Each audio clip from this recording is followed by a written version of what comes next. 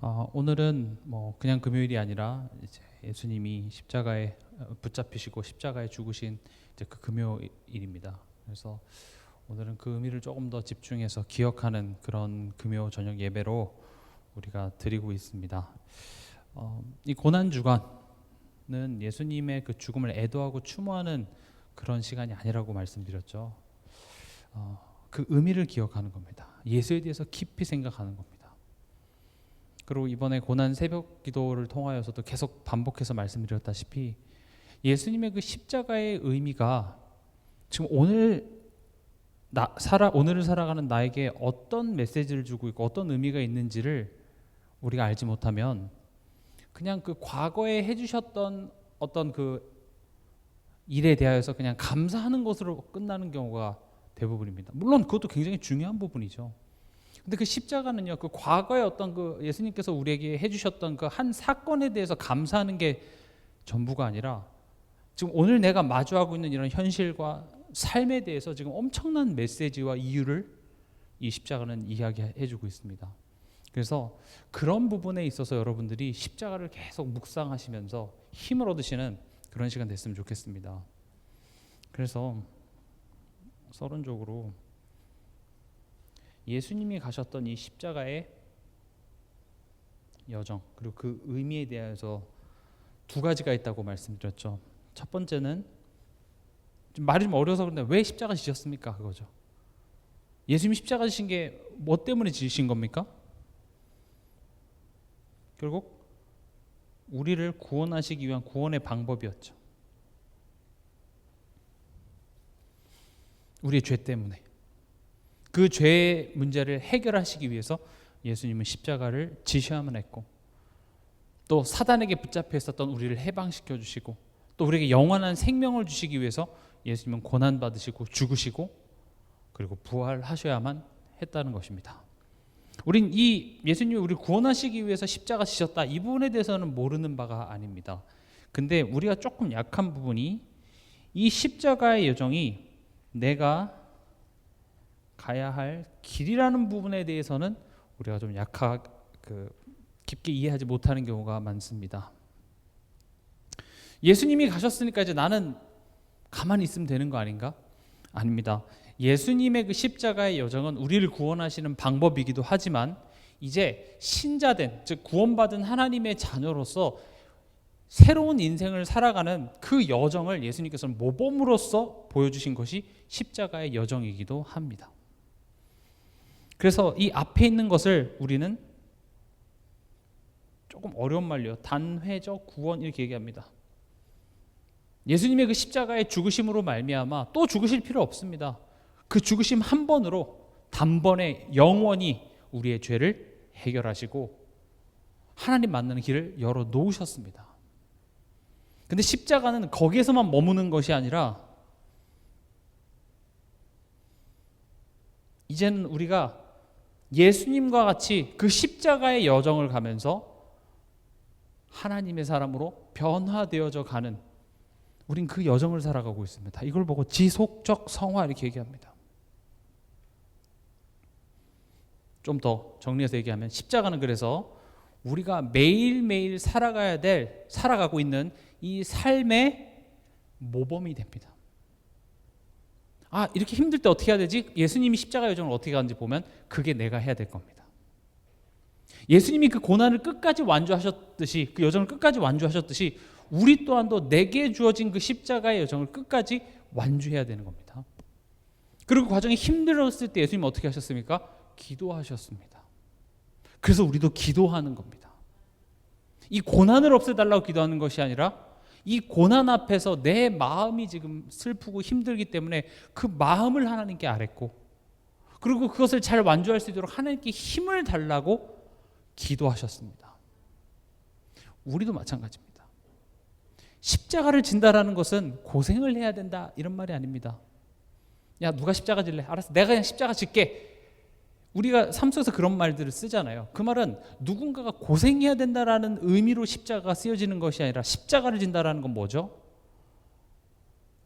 내 죄성이 죽어지는 겁니다. 더 쉽게 얘기하면 내가 건강해지는 거고 내가 훌륭해지고 내가 성숙해지고 내가 하나님 자녀다워지는 것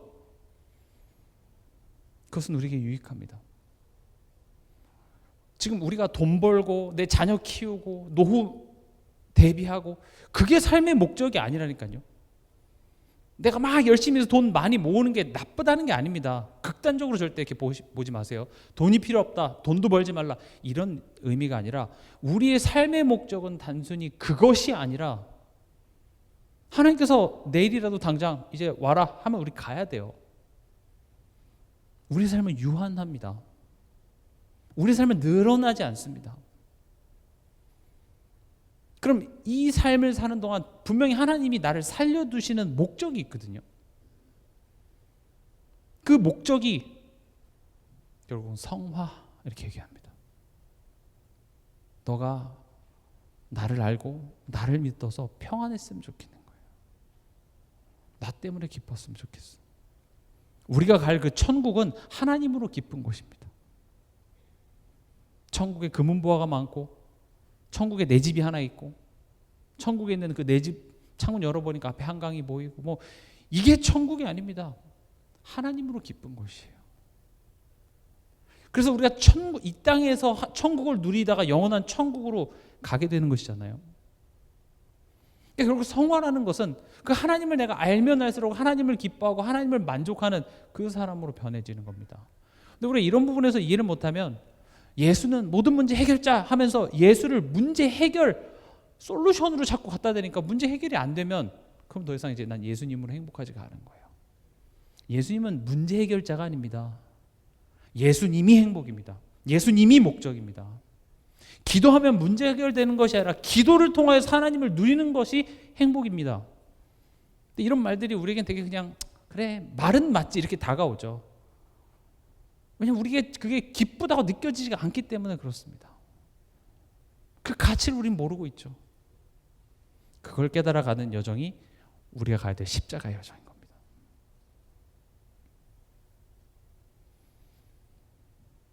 내가 가야 할 길,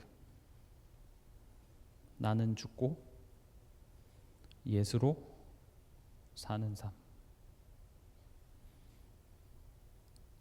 이걸 십자가의 여정으로 이해할 때 예수님의 그 고난, 예수님의 죽음이 2000년 전에 있었던 과거의 사건 정도가 아니라 오늘 나의 삶에 영향을 주는 엄청난 메시지가 되고 위로가 되고 힘이 되는 것입니다. 이것이 우리가 십자가를 매일 생각해야 되는 이유입니다. 오늘도 고난 속에, 불평과 원망 속에 그 여정을 예수님이 어떻게 걸어오셨는지, 또 그 속에서 제자들은 또 어떻게 반응했고, 또 그 십자가의 여정 가운데 등장했던 여러 가지 인물들의 모습을 보면서 아, 저게 나구나, 아, 저게 내 모습이구나, 이렇게 볼 때 십자가 이것은요 그냥 날 구원하셨고 예수님 부활하셨으니까 더 이상 죽은 거 생각하지 말고 부활하셨고 승리하셨으니까 끝났다, 그렇게 덮어둘 일이 아닙니다. 매일매일 묵상하고 매일 생각해야 되는 것이 십자가입니다. 왜냐?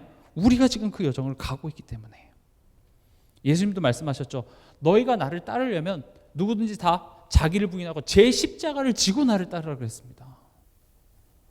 그 말을 잘못 오해하면 무슨 금욕주의를 하든지 뭔가 이렇게 힘들게 살아야 되고 그런 삶을 이야기하는 게 아닙니다. 이따 뒤에서도 말씀드리겠지만 결국 나는 믿을 게 못 되는구나라는 걸 아는 거예요.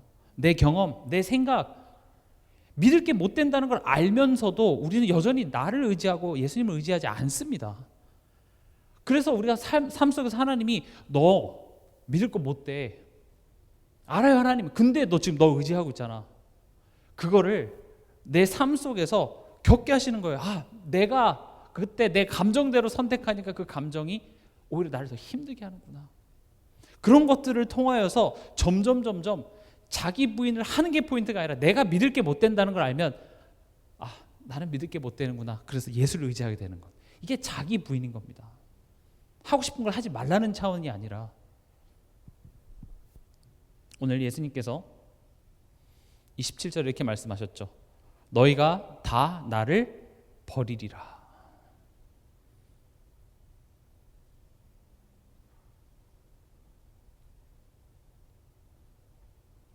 여기서 너희가 했을 때 찔려야 됩니다. 납니다. 제자들. 아니, 나예요. 예수님은요, 제자들이 다 예수님을 버릴 걸 알고 계셨습니다. 근데 문제는 뭐냐? 내가 그것을 알고 있느냐 이겁니다. 내가 버릴 걸 알고 있냐? 다시 말하면 우리는요, 나 자신을 모릅니다. 그러니까 예수님이 너희들 다 나 버릴 거야 하니까 베드로가 뭐라고 얘기합니까? 아닌데요, 나 안 버릴 건데요. 다른 사람들은 몰라도 하나님, 저는 안 버립니다. 만약 예수님께서, 여러분 오늘 밤에 예배 끝나고 집에 갔는데 예수님이 집에 찾아오셨어요. 내가 문 밖에 서서 배를 누르오니, 그래서 보니까 예수님이 있어. 예수님 들어가서 커피 한 잔 대접하면서 예수님 물어보는 거죠. 너 내일 나 버릴 거야. 그럼 여러분 뭐라고 하겠어요? 아이고 예수님, 전 절대 안 버립니다. 그렇잖아요. 맞아요, 예수님 저 내일 버릴 거예요. 이럴 사람이 어디 있겠어요? 버릴지도 모르겠는데요. 그렇게 안 한다니까. 예수님 무슨 소리예요? 전 절대 안 버립니다. 근데 내일 되면 어때요? 너무 쉽게 예수님을 버립니다. 유다는요, 그래도 은 30에 팔았어요. 우린 은 30도 아니에요. 30이라도 받으면 좋죠. 우린 자존심, 내 감정, 내 욕심, 그 작은 거, 내 기대, 여기에 조금만 미치지 못해도 우리는 예수님 계속 팝니다. 계속 버립니다. 하나님, 내가 하나님을 이렇게까지 했는데 고작 이거 하나 해결을 안 해주신다고요? 필요 없어요. 어떻습니까? 지금 이 고난 주간에 지금 예수님이 너희가 나를 버리리라 이 말이, 제자를 맞아 버렸지, 그냥 그러고 넘어갈 일이 아니라 내가 버렸구나. 지금 내게 하는 말씀이야. 너희가 다 나를 버리리라. 심지어 구원을 받고 하나님의 자녀가 됐고 이렇게 복음에 대해서 깊게 깨달아가는 과정 속에서도 우리는 삶 속에서 또 버린다니까요. 돈 문제 앞에 버리고, 사람과의 관계 속에서 버리고. 저 사람이랑 나랑 관계 문제인데 왜 하나님을 버립니까? 하나님도 억울하시지. 네가 잘못했잖아. 네가 내 말 안 듣고 네가 원하는 대로 선택해서 잘못된 걸 왜 나를 버려? 왜 내 탓해? 너 그때 내 말 안 들었잖아. 그때 네 하고 싶은 대로 했잖아.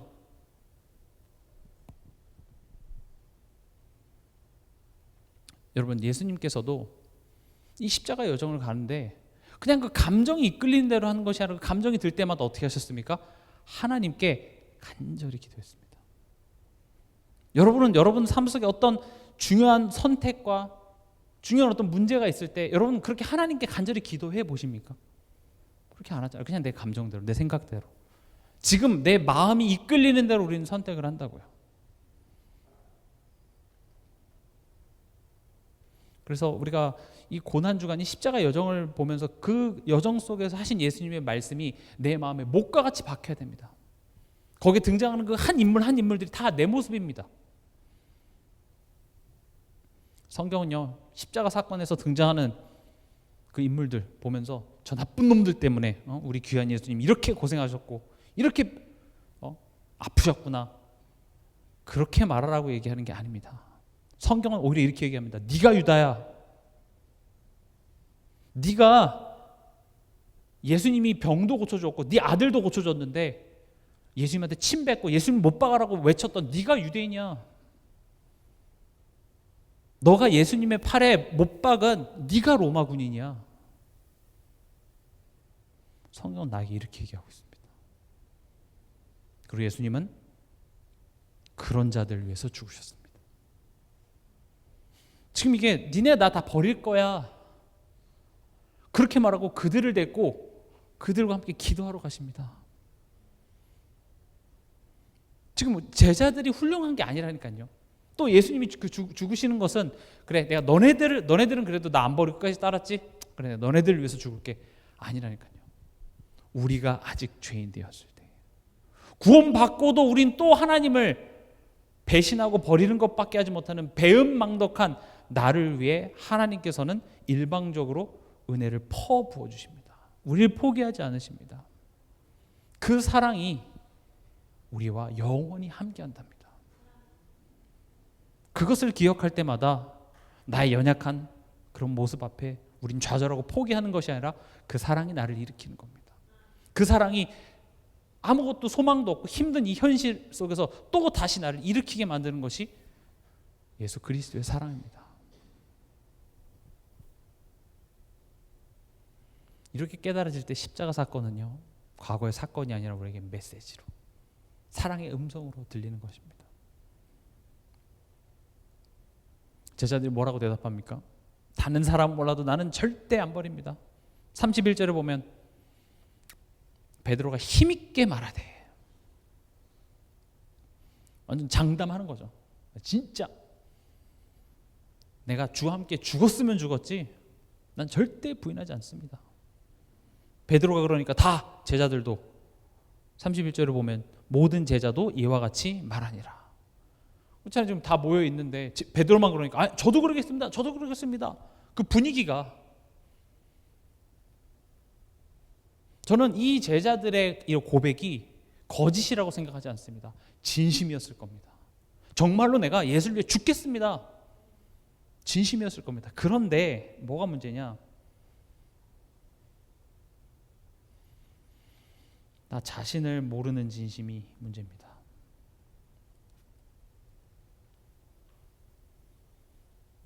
우리 신앙생활도요, 이렇게 나 자신을 모르는 진심으로 가득한 신앙생활을 우리는 살고 있는지도 모르겠습니다. 이걸 보고 감정적 신앙이라고 하죠. 다시 말하면 진심은 알겠어요. 근데 실력이 없는 거예요. 감정적인 게 나쁘다는 말이 절대 아닙니다. 그러나 실력이 없어요. 쉽게 얘기해서 저 진짜 운전 잘할 거예요. 저 진짜 신호등도 잘 지킬 거고요. 저 진짜 규정 속도도 잘 지킬 거고. 근데 아무리 그렇게 내 진심을 얘기해도 운전면허가 없으면 운전할 수 없습니다. 그 사람 운전하면 안 됩니다. 조금 더 여기 와 계신 분들에게 와닿게 얘기해보자면, 여러분 자녀 양육하실 때 어떠셨습니까? 뭐 대충 키우지 뭐 이렇게 키우신 사람은 없겠죠.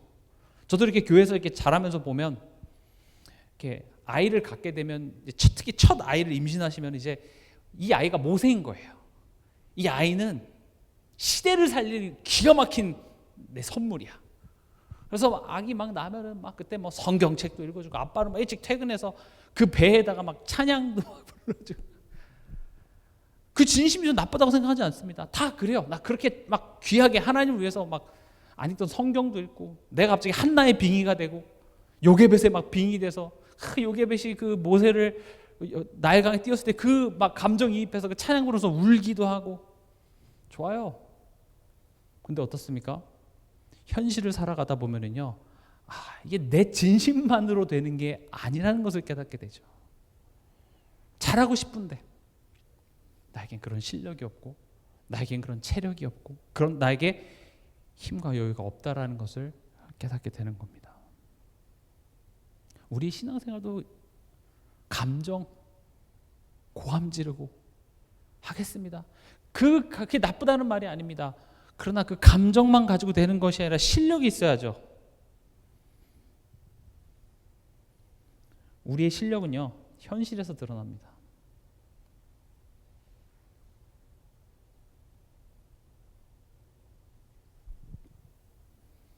지금 베드로가 저는 예수님 위해서 죽겠습니다. 다른 사람 몰라도 나는 예수님을 배신하지 않겠습니다. 했는데 베드로가 큰 문제에서 넘어졌습니까? 어때요? 베드로 엄청난 문제, 한 뭐 100억, 1000억 뭐 이런 엄청난 큰 돈, 뭐 그런 큰 문제의 규모 앞에서 넘어졌습니까? 아닙니다. 작은 그 요종의 질문 앞에 베드로는 예수님을 3번 부인합니다. 성경에서 쓰이는 그 3이라는 숫자, 성경에서는 그런 숫자들이 형용사로 많이 씁니다. 3이라는 숫자라는 것은 완전하다, 충분하다 이겁니다. 다시 말하면 3번이나 부인했다는 것은 어떤 의미이기도 하냐? 실수가 아니라는 거예요. 그게 네 실력이야. 한 번은 이렇게 긴장해서 당황해서 이렇게 나갈 수도 있지만 3번이나 부인했다? 네가 그런 거야. 그게 너야. 그게 네 실력이야. 이렇게 얘기하는 겁니다. 그래서 삶이 예배라는 말은요, 우리의 신앙이 이렇게 사람들 모여있고 분위기가 고조된 이런 상태 속에서는 안 되니까요. 주여 외칩시다 하면 뜨겁게 기도하고. 근데 진짜 우리의 실력은 가정에서 드러나는 거예요.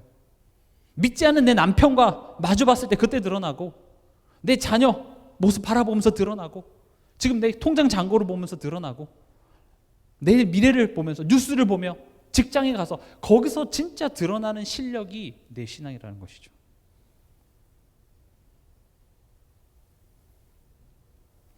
그래서 지금 이 제자들도 그런 분위기잖아요. 지금 다른 사람들이 다 그렇게 얘기하니까 저도 그러겠습니다. 그래서 감정이 고조되는 어떤 그런 막 집회나 사람들 많이 모여있는 그런 데만 돌아다니는 신앙인들도 많습니다. 그래서 우리의 신앙생활의 본론은 내 삶에서부터 시작이 되는 겁니다. 내 삶의 그런 갈등, 어려움, 그것을 통하여서 하나님께서는 내 실력을 드러내시고 그것을 이제 치유해 나가시는 겁니다. 근데 우린 그게 불편하죠. 힘들죠. 왜냐? 나의 가장 아픈 부분을 건드리니까요. 그래서 집회만 따라다니고 뭐 전도한답시고 여기저기 돌아다니면서 결국 내게 주어진 내 가정, 내 자녀, 내 배우자, 내 삶을 무시하고 그것으로부터 회피하고 도망하는 것은 절대 유익한 신앙이 될 수가 없습니다. 그래서 이단이나 건강하지 않는 단체들의 특징이 뭔지 아십니까? 삶과 신앙이 분리가 됩니다. 내 가정을 돌보고 내가 열심히 일하고 자녀를 교육하고 이런 것으로부터 분리하고 지금 복음이 중요하지 그게 중요한 거야? 아닙니다. 복음이라는 말은 삶을 포함하고 있습니다.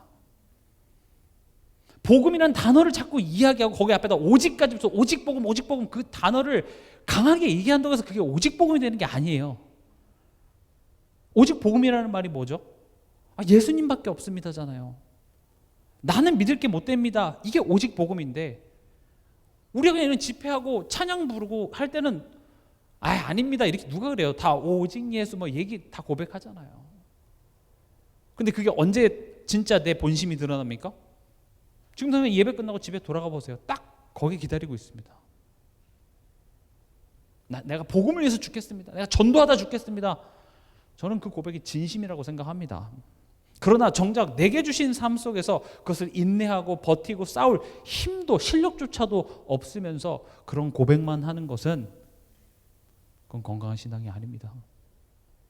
마태복음 16장에도 보면 우리가 항상 많이 외쳐왔던 거 뭐죠? 마태복음 16장 16절 베드로가 주는 그리스도시요 살아계신 하나님의 아들이십니다. 사실 그 고백을 어디에서 했었어야 돼요? 여종 앞에서 했었어야 돼요. 다른 제자들이 야 우리 가자 예수님 죽었다 했을 때 그때 했었어야 돼요. 근데 지금 베드로 어디서 했어요?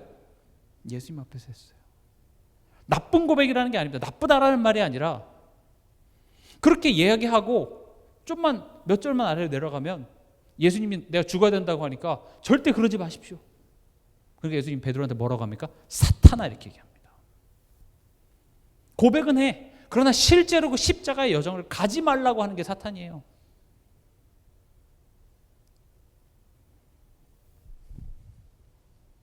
그리고 이 고백의 그 기조는 결국 나를 믿는 것에서부터 나오는 고백입니다.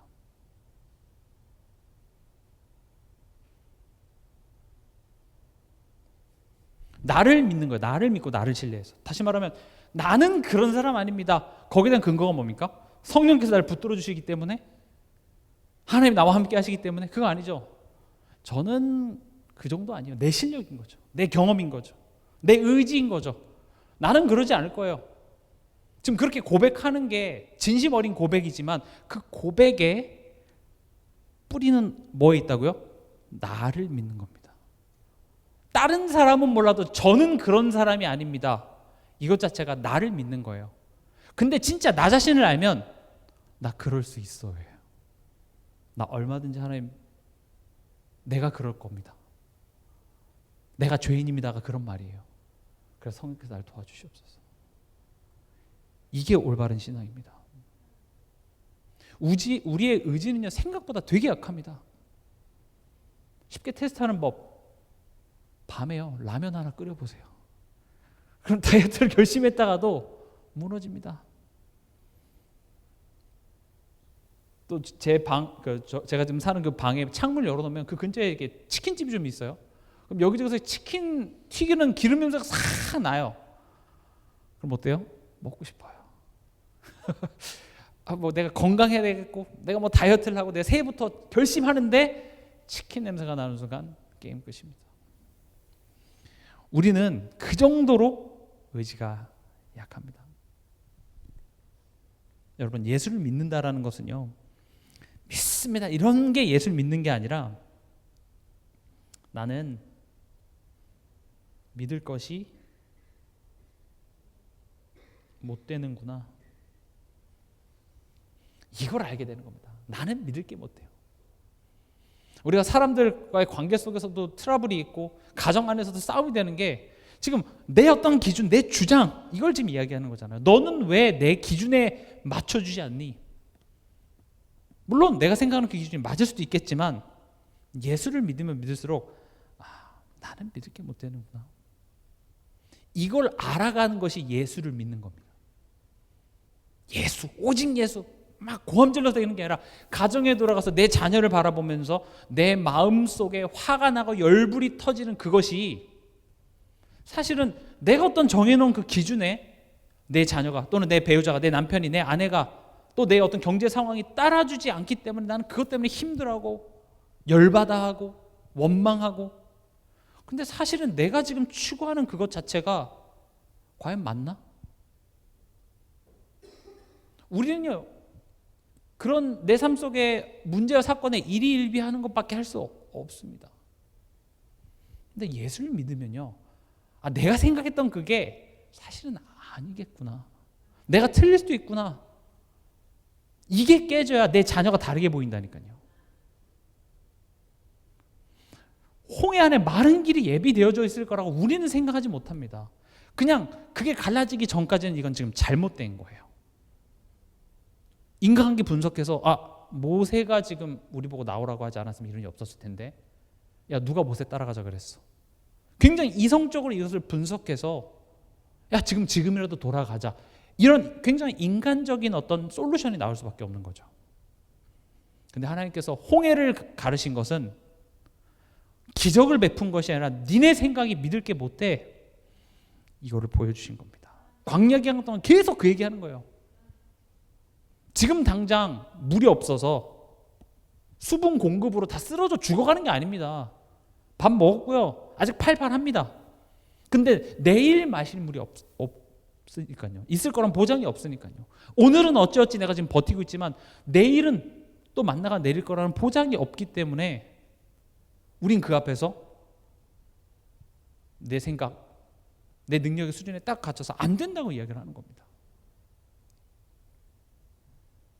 그리고 나는 믿을 게 못 되는 것을 알면서도, 그럼에도 불구하고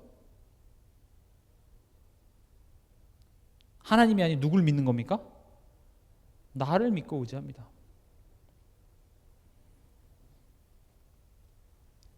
에베소서 2장 3절에 우리 육체의 욕심을 따라 지내며 육체와 마음이 원하는 것을 하여. 이 말은 금욕주의, 내가 하고 싶은 거 하지 말라, 이런 개념으로 이해하는 것이 아니라 지금 내가 생각하고 내가 판단했을 때 옳은 대로, 지금 이 상황 속에 하나님이 무엇을 원하셔서 내게 지금 무슨 메시지를 주기 위해서 이런 상황을 허락했는지까지 그런 생각조차도 못하고 그냥 이 상황에 대해서 내가 반응하는 것, 감정적인 반응하는 것밖에 하지 못하는 우리의 삶,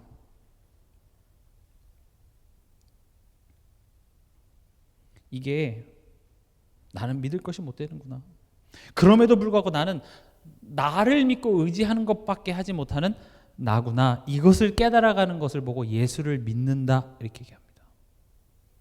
이것을 알 때 이래서 예수님이 십자가에서 죽으셔야만 했구나, 고난 받으셔야만 했구나, 그가 찔림은, 그가 상함은, 그가 못 박힘은 지금 다 이런 내 모습 때문이라고 지금 성경은 이야기하고 있습니다.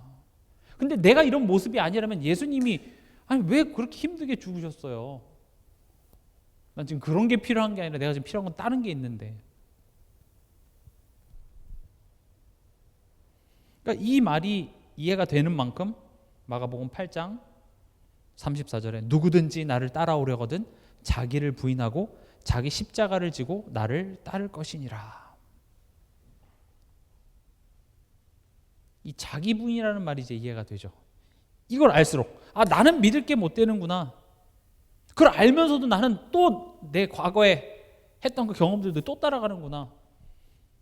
그런 나를 알면 알수록 나를 의지하는 게 아니라 누구를 의지하게 됩니까? 하나님 도와주시옵소서. 하나님을 의지하게 된다고요. 이번에 그 한국 대표팀이 오스트리아랑 해서 졌죠. 저는 안 봤습니다. 왜냐? 그럴 줄 알았거든요. 아니, 전반전에 잘못됐으면 후반전에 전략을 바꿔야 되잖아요. 저번 게임에서 졌으면 이번 게임을 좀 다르게 해줘야 되잖아요. 안 바꾸더라고요. 똑같이 가요. 그럼 지는 거예요. 내가 지금까지 살아오면서 내 방식대로 내 경험대로 해서 안 됐잖아요. 그럼 바꿔야 되는데 우리는 어떻게 해요? 또 그대로 해요. 그럼 내일의 경기는 어떻게 될까요? 또 지겠죠. 그럴 줄 알았습니다. 자기 부인을 한다는 건 그런 겁니다. 내가 이렇게 못하는구나.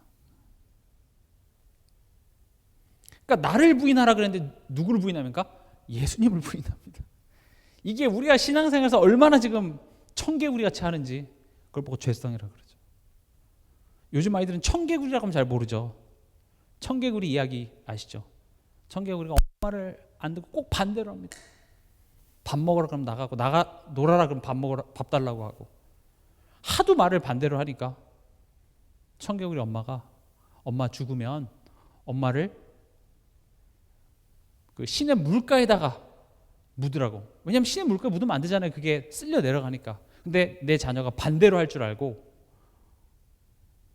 그렇게 얘기를 한 거. 그럼 이제 시내 물가가 아닌 양지 바른 곳에 묻어주겠지. 근데 그제서야 정신 차리고 진짜로 엄마를 시냇가에 묻었어요. 그래서 비만 오면 개구리는 어떻게 합니까? 개굴 운다. 이게 이제 청개구리 이야기인데 우리도 어쩜 그렇게 하나님의 말씀에 반대로만 하는지 모르겠습니다. 그걸 죄성이라고 얘기합니다. 그런데 예수님은 그럴 줄 몰랐다는 게 아니라 그런 줄 알매도 불구하고 우리를 위해 기도하시기 위해서 겟세마네에 가십니다. 우리를 대신하여 십자가에 죽기 위해 가십니다. 그래서 복음은 나를 향한 무조건적인 사랑입니다.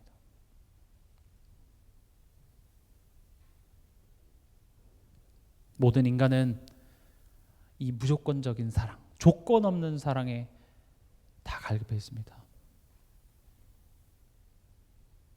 우리가 드라마나 영화에서도 그 조건 없는 그런 사랑들을 얼마나 우리는 이렇게 찬양합니까? 그리고 그것을 그나마 비슷하게 흉내내는 게 이제 부모의 사랑이 있겠죠. 또 사람들이 강아지를 좋아하는 이유도 그거겠죠. 강아지는 나를 무조건적으로 따라주고 나만 보면 꼬리를 치고 내가 막 땀이 나서 냄새 나는데도 와서 안기고 땀이 씻고 좀 오세요. 그 다음에 제가 이렇게 하네. 내가 어떤 상황에 있든지 강아지는 내게 달려와 안기고. 인간은요 하나님을 믿건 안 믿건 간에 모두가 본질적으로 이 무조건적인 사랑에 다 굶주려 있습니다. 십자가는요 우리를 위해 우리를 향한 하나님의 무조건적인 사랑을 보여주고 있습니다. 오늘 27절에 보면 예수께서 제자들에게 이르시되 너희가 다 나를 버리리라. 이는 기록된 바 내가 목자를 치리니 양들이 흩어지리라 하였음이라. 이렇게 돼 있죠. 목자를 치리니 양들이 흩어지리라. 이게 기록된 바라는 말은 구약 성경을 지금 인용하는 거거든요. 그게 스가랴서 13장 7절입니다. 7절에 목자를 치면 양이 흩어지려니와. 여기서 목자는 누구를 의미합니까? 예수님입니다. 양들은 이제 우리죠. 그러니까 목자를 친다라는 말은 영어로 이렇게 스트라이크. 그러니까 예수님이 십자가에 고난 받으시고 죽으실 때 양들은 어떻게 된다고요? 다 흩어진다. 즉 우리는 결국 하나님을 버리는 존재다. 지금 이걸 얘기합니다. 본질상 진노의 자녀. 허물과 죄로 죽었던 너희, 너넨 결국 하나님을 버리는 것밖에 하지 못하는 존재다. 이 가운데서 우리가 구원을 받은 것이고, 내가 안 버릴 수 있는 실력이 생겨서 구원 준 것이 아니라 은혜로 주신 까닭에 우린 구원 받고도 하나님의 자녀고 예수님을 안다고 하면서도 우리 삶 속에서 여전히 하나님을 버리는 것밖에 하지 못하는 것이 우리의 현실이나, 예수님께서 십자가의 죽으심으로 말미암아 우리가 하나님을 버리는 그 죄가 우리의 운명이 되지 않고, 그것이 하나님과 우리의 사이에 그 사랑의 관계를 끊어내지 못하는 자리로 우리를 옮겨 놓으시고 자녀를 삼으시고 이제 이야기하는 겁니다. 내 사랑 안에 있어. 네가 나를 잡았다 놨다 하는 것 같지만 내가 너를 붙잡고 있어. 내 사랑이 너를 붙잡고 있어. 그래서 우리는 넘어져도 다시 돌아올 수 있는 겁니다. 왜냐? 하나님이 나를 안 놓고 있기 때문에 그래요. 우리가 신앙생활을 착각할 때가 많습니다. 내가 조금 기도를 열심히 하고 성경을 읽고 예배 안 빠지고 하면 하나님과 좀 가까워진 것 같고, 안 하면 멀어진 것 같고, 하나님 나를 놓으신 것 같고. 아닙니다. 하나님은 단 한순간도 나를 놓으신 적이 없습니다. 하나님은 내가 하나님을 믿기 전부터 나를 사랑하셨기에 믿은 거지, 내가 믿었기 때문에 하나님이 날 사랑해 주는 게 아니라는 건 잘 아시죠? 우리는 하나님을 버리는 것밖에 하지 못합니다. 근데요, 28절에 그러나 내가 살아난 후에 너희보다 먼저 갈릴리로 가리라. 살아난 후에, 결국 부활을 의미하는 거죠. 부활은 뭡니까? 다 이루셨다는 말입니다. 무엇을 다 이루셨습니까? 구원의 길을 여셨습니다. 또 무엇을 여셨습니까? 무엇을 다 이루셨습니까? 이 죄에 대한 모든 것을 다 지불하셨습니다. 다 이루었다. 우리가 빚을 졌을 때, 그 빚을 다 갚았을 때 다 이루었다. 또 우리가 죄를 진짜 지었을 때 그 죄에 대한 형량을 다 치렀을 때 다 이루었다. 한 지역에 가서 적군을 이기고 그것을 정복하면서 개선 장군이 승리한 그 승리 장군이 나라의 깃발을 딱 꽂으면서 다 이루었다.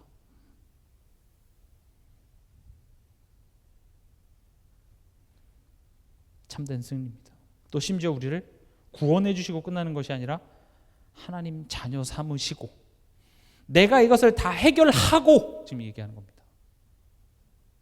니네 하는 거 봐. 너의 믿음에 따라서 내가 좀 이렇게 차별화해서 내가 구원해 줄 거야가 아니라 너넨 날 다 버리고 가지. 근데 내가 너네를 위해서 다 해결하고 그 다음에 뭡니까? 지금 내가 먼저 갈릴리로 간다라는 말은 너네가 어디로 도망갈지도 알고 계시는 거죠. 그렇죠? 너네가 나 배신하고 나 버리고 어디로 도망갈 줄 알고 니네가 버리고 가서 거기 도착하기 전에 내가 먼저 거기 가 있을 거야, 이렇게 얘기하는 겁니다. 내게 찾아오시는 예수님입니다. 내가 도망간 자리. 다음부터 그럴 거야, 안 그럴 거야? 안 그러겠습니다. 그러면 복 주는 게 아니라 이미 너희를 위한 구원의 패키지, 영원한 그 생명의 모든 것을 다 완성해 놓으시고 내가 그 선물을 가지고 내가 너한테 지금 간다는 거죠. 예수님을 버리고 간 사람들한테 내가 너를 구원하는 그 선물을 가지고 가. 난 너희들한테 실망하지 않았어. 그럴 줄 알았어.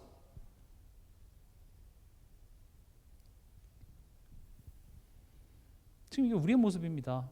베드로의 반응, 제자들의 반응이. 다른 사람은 몰라도 나는 예수님을 버리지 않겠습니다. 내가 주와 함께 죽겠습니다 라고 이야기해놓고 결국 우린 잠드는 것밖에 하지 못하는 거죠. 지금 예수님은 나를 위해서 기도하시잖아요. 나를 위해서 죽기 위해서. 그럼 오히려 우리가 그 예수님을 위해서, 고난받으실 예수님을 위해서 기도해드려야 마땅하지 않겠습니까? 그렇죠? 근데 그 나를 위해 고난받으시는 그 예수님을 위해서 죽기는커녕 예수님에서 기도조차도 못하고 잠들어 버리는 우리의 모습입니다. 예수님은 그런 우리를 위해서 기꺼이 십자가를 지십니다. 그래서 애초에 이 복음은요, 우리의 어떤 능력, 우리의 조건이 기준이 아니라 하나님의 사랑입니다. 하나님의 무조건적인 은혜입니다.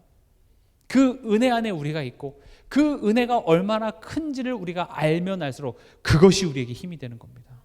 그것이 내 삶을 변화시키고 그것이 나로 하여금 내 삶 속에 새로운 도전할 수 있는 힘이 되어지는 것입니다. 찾아오셔서요. 나는 예수님을 3번 부인했습니다. 그러나 예수님은 3번 질문하십니다. 그렇죠? 네가 나를 사랑하느냐? 네가 어떻게 그럴 수 있어? 3번 꾸짖음이 아니라 나는 3번 부인했는데, 다시 말하면 난 부인하는 것밖에 하지 못하는데 예수님은 사랑이라고 이야기하십니다. 네가 나를 사랑하느냐? 질문은 생각입니다. 답을 준 게 아닙니다. 설교를 한 것이 아니라 질문하십니다. 예수님은 계속 질문을 많이 하십니다. 생각하라는 것이죠. 네가 나를 사랑하느냐? 나를 향한 하나님의 사랑을 기억하시기 바랍니다. 그게 답니다. 우리가 전도도 사명이 아니라 사랑이어야 합니다.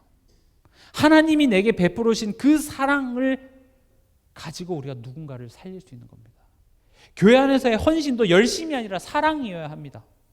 그 사랑이 감사해서 내게 거저 주신, 내가 잘해서 준 것이 아니라 내게 은혜로 주신 그 사랑 때문에 내가 그 사랑을 감화돼서 내가 누군가를 봉사하고 헌신할 수 있는 것으로 나와야 되는 것이죠.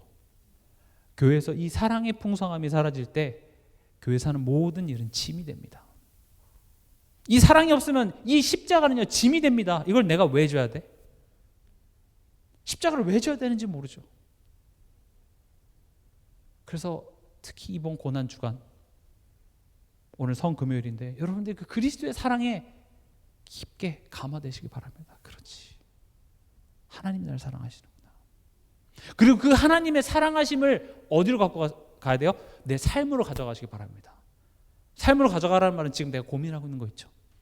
지지리도 고쳐지지 않는 내 삶에 요 문제만 해결되면 내가 진짜 살만할 것 같은데, 요것만 하나님께서 해결해 주시면 내가 진짜 하나님한테 잘할 것 같은데 하는 그 문제에 하나님의 사랑을 한번 가지고 가보시라고요. 하나님이 성자 예수님을 정말 버리셨습니까? 오늘 새벽에 목사님께서 말씀하셨죠. 엘리 엘리 라마 사막다니. 그 말이요, 예수님이 진짜 왜 나 버렸어. 물론 인성을 가진 예수님이시기 때문에 정말 괴로움과 고통을 느끼셨기 때문에 그런 말을 했을 수도 있으나 그것은 시편 22편의 이야기입니다. 그때 성경을 아는 사람들은요, 그게 시편 22편인지 압니다. 왜냐? 유태인들, 바리새인들 성경을 외웠어요. 특히 시편은 그냥 달달달 외웁니다. 왜 그 말을 했습니까? 시편 22편을 보면은요, 예수님의 고난, 죽음, 거기에 대해서 예언을 하고 있어요. 나는 그 말씀을 지금 성취하고 다 이뤘어. 엘리 엘리 라마 사막다니.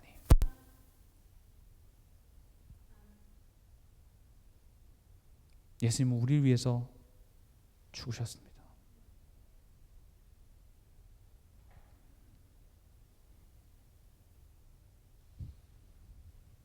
그래서 우리는 이걸 생각해야 합니다. 이 예수 그리스도께서 우리에게 십자가에서 보여주신 그 사랑 없이는 아무것도 되지 않습니다. 그 십자가 우리에게 짐이 될 겁니다. 결론으로 우리 다 같이 성경을 찾아서 읽어보겠습니다. 갈라디아서 2장 20절입니다.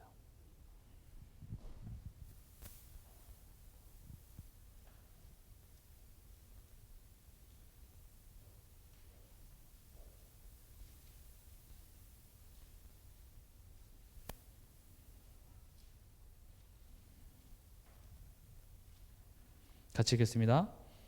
내가 그리스도와 함께 십자가에 못 박혔나니 그런즉 이제는 내가 사는 것이 아니요 오직 내 안에 그리스도께서 사시는 것이라. 이제 내가 육체 가운데 사는 것은 나를 사랑하사 나를 위하여 자기 자신을 버리신 하나님의 아들을 믿는 믿음 안에서 사는 것이라. 아멘. 지금 이 갈라디아서 2장 20절은 이제 내가, 이것을 기준으로 두 파트로 나뉘죠. 예수님이 십자가에서 죽으실 그때 우리도 함께 십자가에 못 박힌 것입니다. 죄인된 나는 죽은 것입니다. 더 이상 우리는 죄의 종로로 탈 필요 없어진 겁니다. 우리의 신분은 죄에서, 죽음에서 생명으로 옮겨졌습니다. 그리고 그런 내가 오늘을 살아가는 이유는 그렇게 얘기하는 겁니다. 오늘 내가 예수 그리스도의 그 십자가를 또 기억하고 왜 십자가를 바라봐야 되는 그 이유는 내가 육체 가운데 사는 것은 나를 사랑하사 나를 위하여 자기 자신을 버리신 하나님의 아들을 믿는 믿음 안에서 사는 것이라. 내게 이 믿음이 있습니까? 나를 사랑하시는 그 하나님을 알고 그 하나님을 사랑하는 그 믿음이 여러분에게 있습니까? 그 믿음이 있으면 못 넘을 문제가 없습니다. 죽음도 이 사랑으로 뛰어넘을 수 있었습니다. 어떻게 바울은 그렇게 할 수 있었을까요? 어떻게 초대교회 성도들은 토브로켜임을 당하고 맹수에게 내던짐을 당하여도 오히려 그리스도인이라는 이름으로 내가 핍박받는 것을 영광으로 생각할 수 있었던 이유가 나를 사랑하사 나를 위하여 자기 자신을 버리신 하나님의 아들을 믿는 그 믿음을 조금 알았을 뿐인데 그것이 죽음의 두려움도 초월하게 만들었다. 그들이 대단하고 그들에게 어떤 특별한 능력이 있던 것이 아니라 우리 또한도 그들과 같이 은혜 입은 자입니다. 우리가 이 사랑을 조금만 깨달으면 못 품을 것이 없습니다. 못 뛰어넘을 것이 없습니다. 우리 동산교회에 필요한 것은 이 사랑입니다. 나를 위해 찢기시고 나를 위해 피 흘리신 그 무조건적인 그 사랑. 그 사랑에 내가 충만되어져 있을 때 교회 안에 다른 성도들이 다르게 보일 겁니다. 왜 저렇게밖에 못 나가고 화가 나고 핍박하고 비난하는 게 되는 것이 아니라 그 사랑으로 그들을 볼 때 그들을 위해 눈물을 흘리며 기도할 수 있습니다. 믿지 않는 내 남편을 보고 내 말을 듣지 않는 내 자녀의 그 모습을 보면서 내가 이 사랑에 감화되었을 때 다른 기도가 나오는 겁니다. 염려가 아니라 십자가의 능력. 내게 임했던 그 은혜가 지금 이 시간 내 자녀에게도 임하기 원합니다. 말씀을 맺겠습니다. 나를 위한 십자가, 나도 함께하는 십자가. 십자가는 그래서 우리에게 자랑입니다. 나는 그 십자가 외에 다른 것을 알길 원하지 않는다. 이 고백이 여러분들의 고백이 되었으면 좋겠습니다.